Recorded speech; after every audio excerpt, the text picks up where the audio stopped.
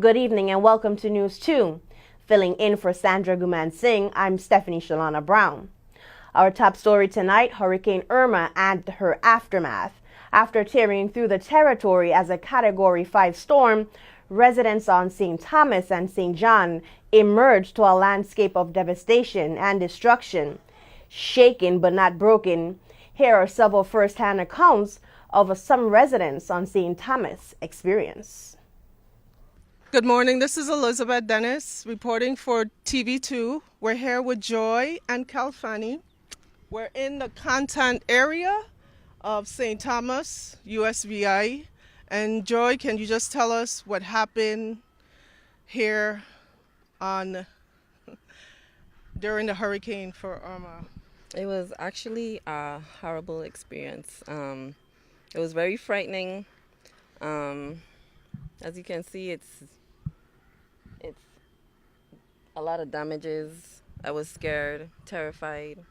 I was downstairs with my neighbor, and I was concerned about my dad. But he's safe. Our house roof is gone, but we have life, and we have each other, and that's what matters. But I hope and pray that our island will recover, and we all become one. All the violence would stop, everybody would cease, and we just look out for each other. It was an awful day going into the evening time. We had our doors boarded up, but when we saw the storm getting heavy, when water started to come into the living room, and then after that, the board from the door went off, and I went into my bedroom to get some more beddings and some more towels, and that's when the roof went off. And then after that, both me and my husband, we went in the hallway, and we took the panels from the doors in the hallway, and that's what covered us. Wow.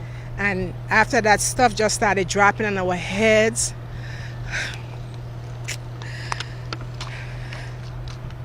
It's okay. But at the same time, I called out to God, and He was there with us. Yeah. Because, I know that there are other families that have gone through similar or worse situation, but each person has an individual story. Yes. And an individual story means that it's something that you can tell your kids and your grandkids in the future. Yes. Because after we found out that we couldn't stay in the house, we came out. And we went down, what you see, that little hill there? Yeah.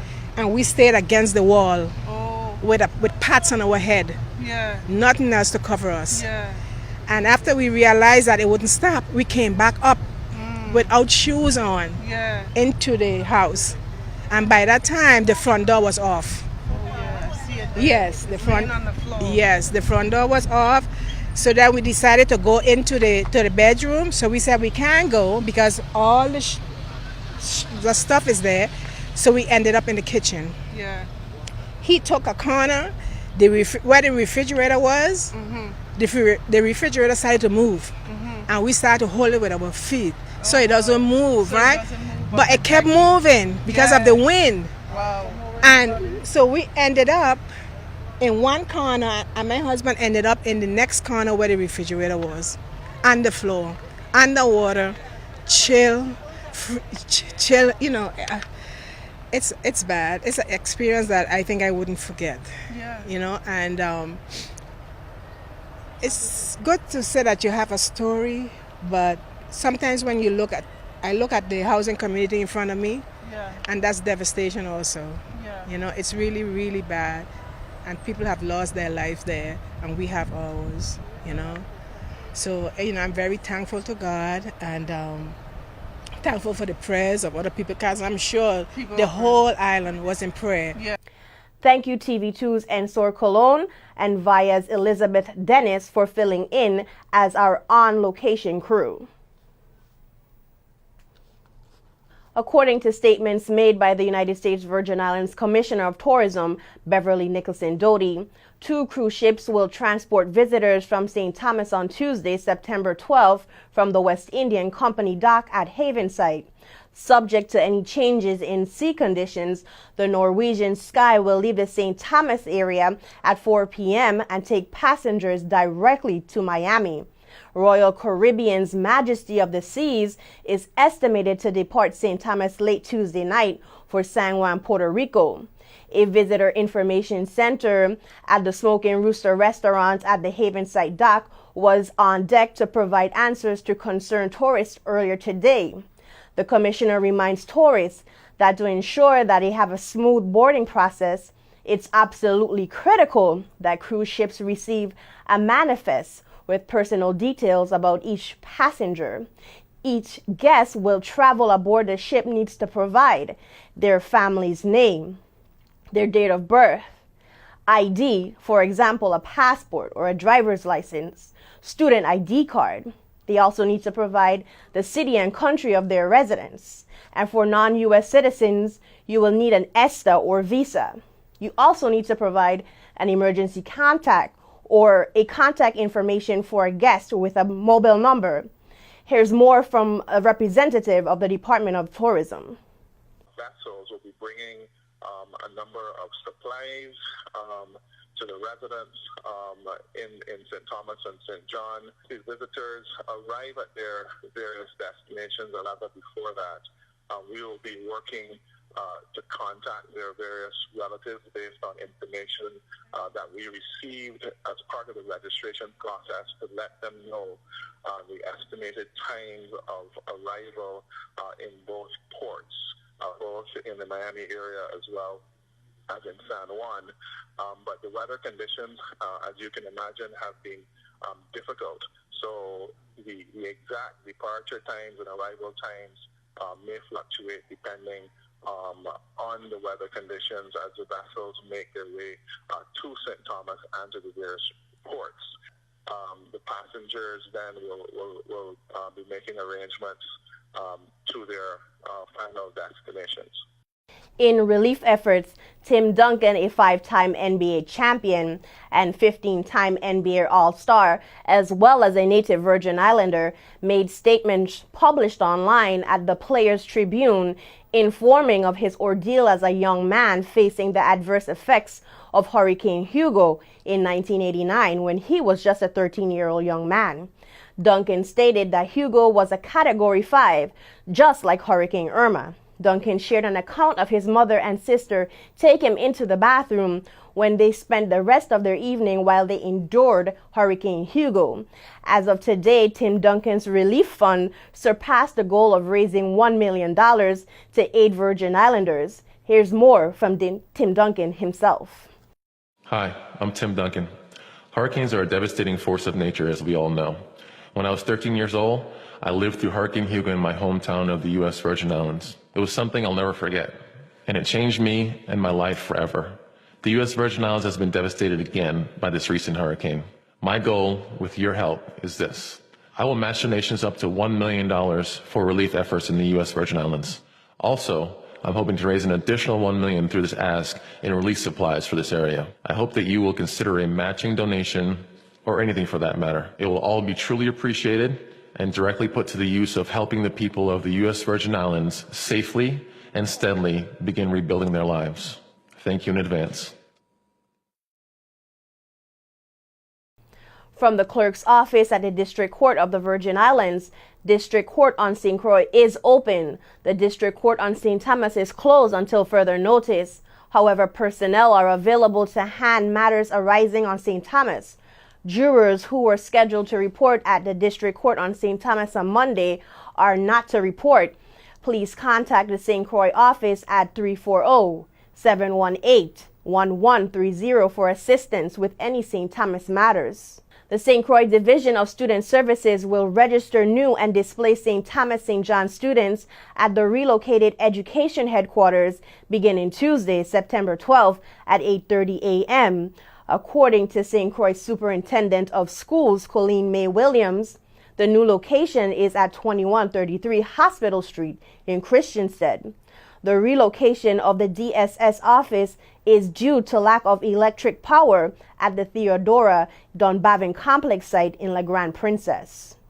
Yesterday, local community activists and residents on St. Croix, who were supported by the delegate to Congress, Stacey Plaskett, collected further commodities for St. Thomas St. John's mothers that were brought over from the Roy Lester Snyder Hospital to the Juan F. Louis Hospital this weekend.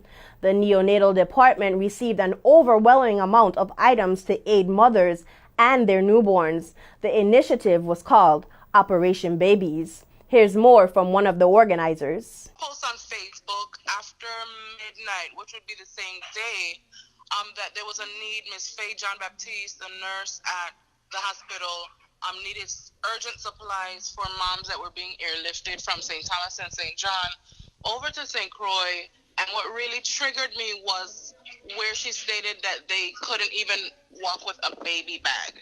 So they had absolutely nothing. And I was like, we really have to help these moms, because as a mom, you know, being able to deliver in an emergency situation like this cannot be easy. Labor in of itself is difficult. And to then have a baby and have nothing, it was really sad. We are also working with the St. Croix Foundation. We've set up a fund with the foundation. It's www.stxfoundation.org. And so folks can go online, select other right now, and type in Operation Babies. And they'll be able to give and also get their tax letter immediately after doing so. And here's another account of victims that endured the Hurricane Irma that hit St. Thomas and St. John. It was like a horror movie. Because I've never in my life, I've seen a lot of storms come and go, but personally, I've never experienced this. And my son, actually, my younger son, he was the one that actually brought it to my attention. They were playing with a puppy on the floor, and he said, "Dad, you know, the ceiling seems to be caving in."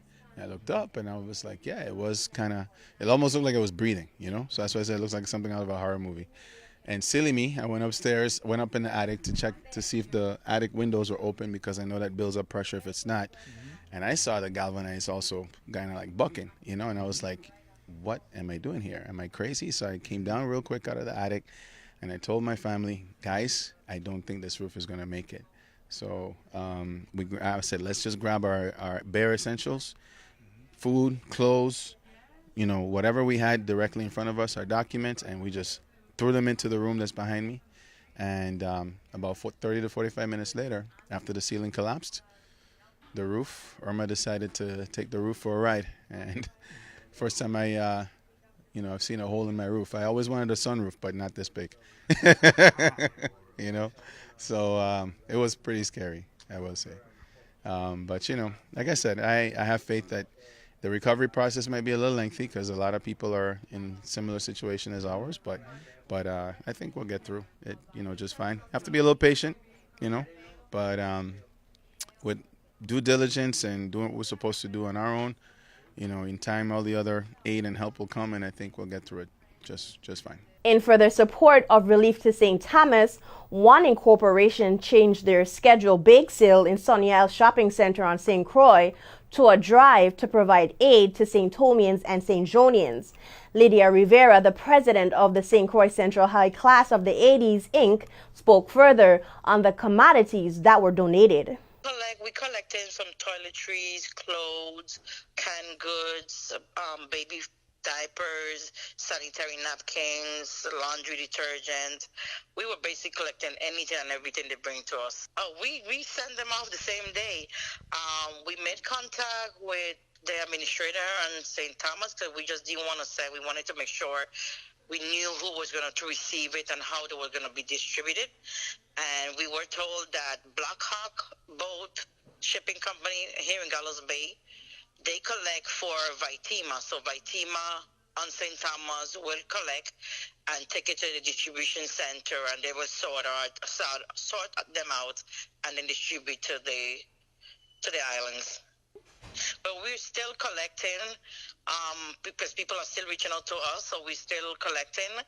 They can contact any of our members executive body, or they can contact me through my phone. I will give you the number, 340-244-8868. Thank you for tuning in to this abbreviated newscast. In for Sandra Guman Singh, I'm Stephanie Brown. Have a great evening.